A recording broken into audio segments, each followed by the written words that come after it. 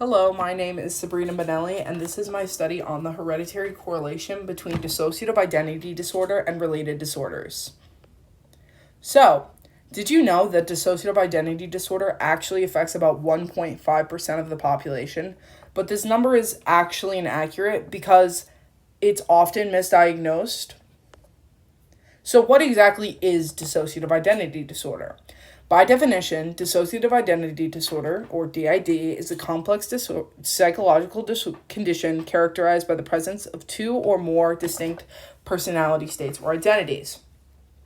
It's often believed to develop as a response to severe trauma during early childhood, such as abuse or neglect, and individuals may experience memory gaps, dissociation, and a sense of detachment from self or surroundings.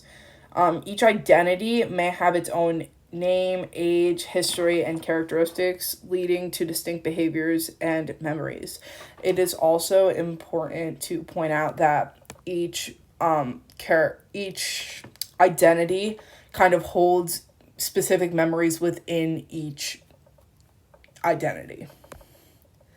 So, while dissociative identity disorder is widely believed to result from early childhood abuse, not everyone who experiences such trauma develops this disorder.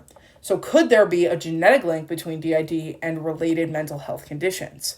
And can these connections be identified by examining the mental health histories of the family members of individuals with DID? So I hypothesize that patients diagnosed with dissociative identity disorder are likely to have family members with related mental health conditions, such as schizophrenia or bipolar disorder, and may also have these disorders as pre-existing conditions themselves. So, I plan on conducting a 2-part survey and sending it out to my test group. My test group is gathered from Facebook. It's just a Facebook group with people with dissociative identity disorder. There is about 7,000 people in this Facebook group.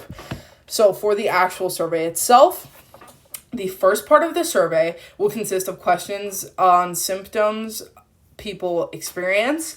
And the way I got these questions was from the DSM-5 exam, which is what doctors and psychologists use to diagnose those with dissociative identity disorder, along with pretty much every other mental health condition in the book.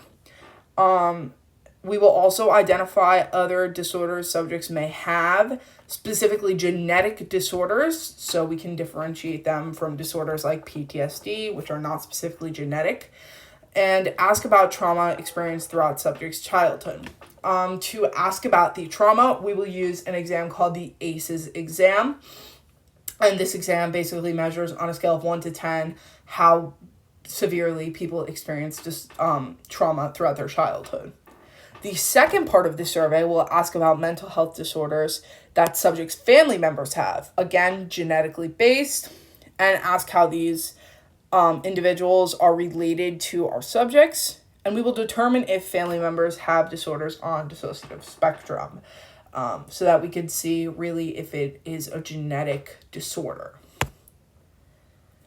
So related results from the Molecular Genetics of Dissociative Symptomology, a transdiagnostic literature review, show that research suggests that dissociative symptoms are linked to genes regulating serotonin, dopamine, and cortisol sensitivity, particularly in individuals with a history of childhood trauma.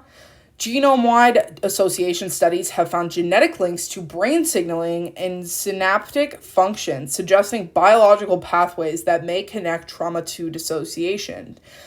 Current findings are inconsistent due to methodological limitations, including variability in defining phenotypes, which affects the reliability of results. And to validate and expand on these associations, future researchers must adopt more rigorous methods and standardized approaches.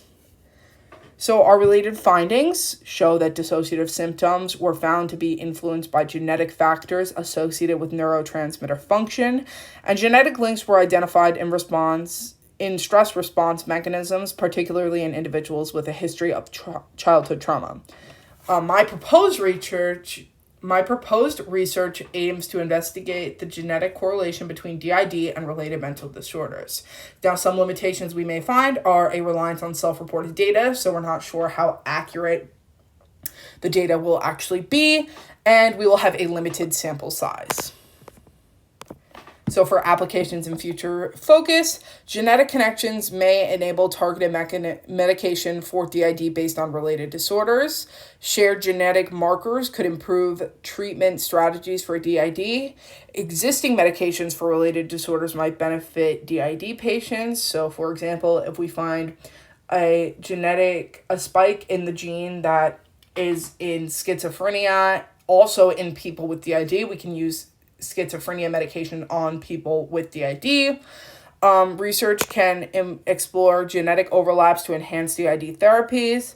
Testing genes in DID and related disorders could uncover common pathways. Identifying genetic links may revolutionize DID treatment options, and gene-based approaches could lead to personalized DID care. So in conclusion, we want to explore the potential genetic correlation between dissociative identity disorder and related mental health conditions. I will conduct a 2-part survey to gather information on participants' diagnosis of DID and other mental health conditions, as well as the mental health histories of their family members. Dissociative symptoms have been linked to specific genetic factors from related studies. And for applications, insights from these findings could inform the development of new and more efficient treatment methods for individuals with DID. These are my references, and thank you for listening to my presentation.